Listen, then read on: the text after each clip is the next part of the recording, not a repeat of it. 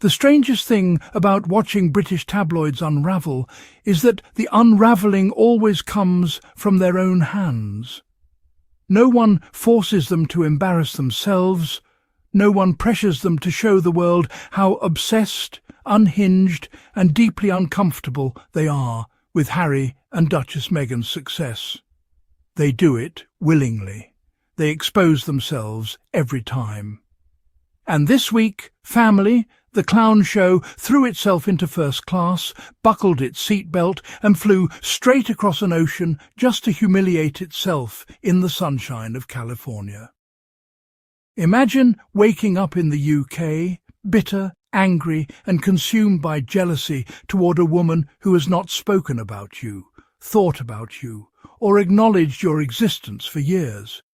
Imagine loving your hatred so much that you buy a plane ticket, go through airport security, fly for 11 hours, land at LAX, and then drive 2 hours up the coast, all because Meghan Markle released jam, honey, tea, candles, a holiday drop.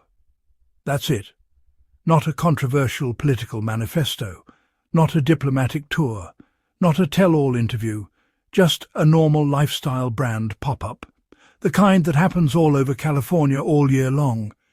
And yet, to the Daily Mail's most loyal deranger, Jan Moore, it wasn't a pop-up.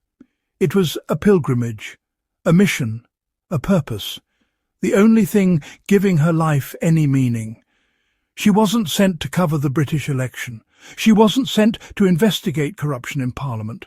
No, she was sent to do the most important job the Daily Mail could imagine: fly across the world and stare at jars of jam created by a woman she hates. And like the faithful servant she is, she obeyed. And this is where the story becomes almost cinematic. Because the moment she lands in California, you can already feel the culture shock smacking her across the face. California sunshine? Offensive? Relaxed rich people in cosy clothes? Disgusting. A bookstore with oak floors and ocean views? Threatening. Because British tabloids spend so much time painting America as some chaotic wasteland that when one of their own sees real wealth, peace and taste, they don't know how to process it. They get angry. They melt. She walks into Godmother's, this beautiful, airy, warm bookstore filled with handcrafted items, plush chairs, gentle music, and an entire sense of calm.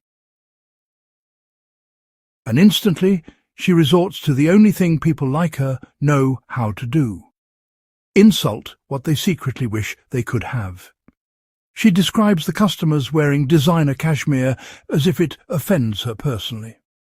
She catalogues their Dior bags like she's reporting on a crime scene.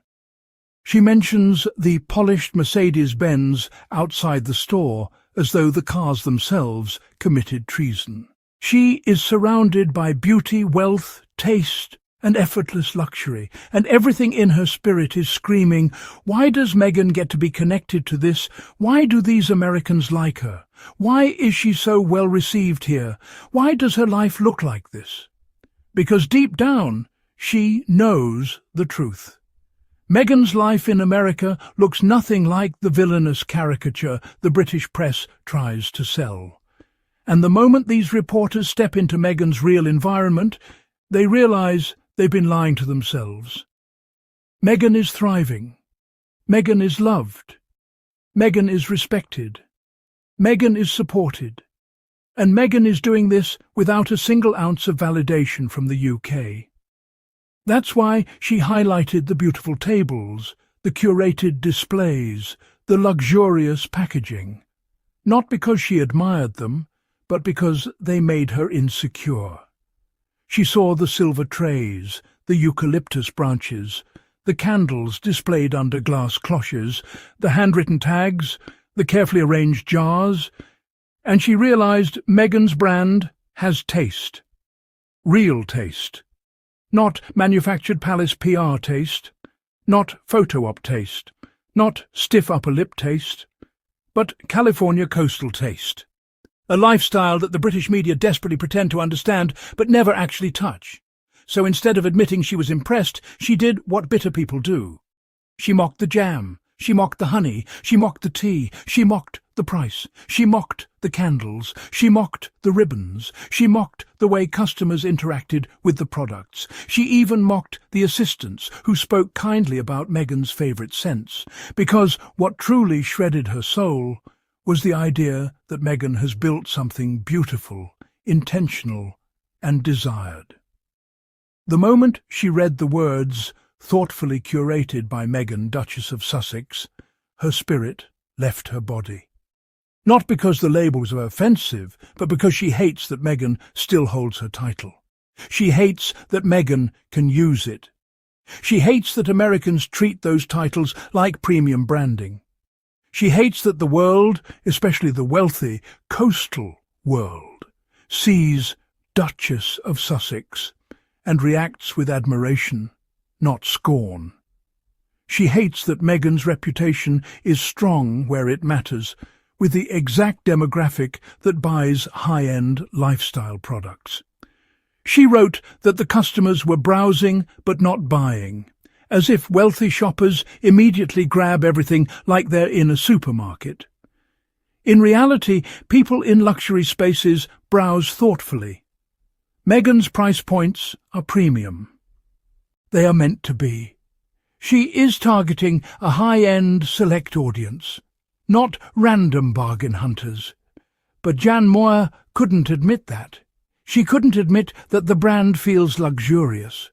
She couldn't admit that the display looked like something from a Martha Stewart editorial. She couldn't admit the clientele were exactly the type who buy premium artisanal goods. So she pretended they weren't impressed, when really she was the only unimpressed person in the building, because she came with an assignment: hate Meghan no matter what. And let's talk about the psychological part. This is not journalism. This is a compulsion. This is an addiction, because this is not the first time she flew to California to stalk Meghan or Harry. Last year, she went to Montecito trying to hunt down opinions about Harry on his birthday. She barged into local businesses, demanding people talk about the Sussexes, and Americans, as expected, looked at her like she was deranged.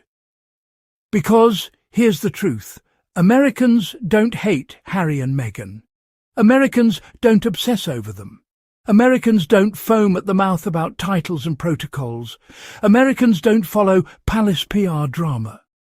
Americans see Harry and Meghan the same way they see any other celebrity couple living a peaceful life, as normal people with a lot of money who left a toxic environment for a better one. Americans reject the tabloid narrative every single time, and that kills them. That absolutely destroys the British media, because they spent 8 years building this propaganda machine designed to convince the world that Meghan is a villain. And now reality slaps them across the face every time they leave Heathrow Airport. Here's the most embarrassing part of all this. She proved Meghan's success. She proved Meghan's relevance. She proved Meghan's cultural impact. Because you don't fly across the world for irrelevance. You don't spend thousands of pounds to write an article about a woman you claim nobody cares about. You don't stalk a brand you say isn't selling. You don't make international travel plans to criticize jam unless deep down you know the jam is a hit. You don't expend that level of energy unless the person you are chasing has power. This entire trip, this entire meltdown, was an unintentional love letter to Meghan. It was proof that Meghan's life is beautiful, that her branding is successful, that her American presence is powerful, that her products evoke curiosity, that her personal aesthetic works, that people want what she creates.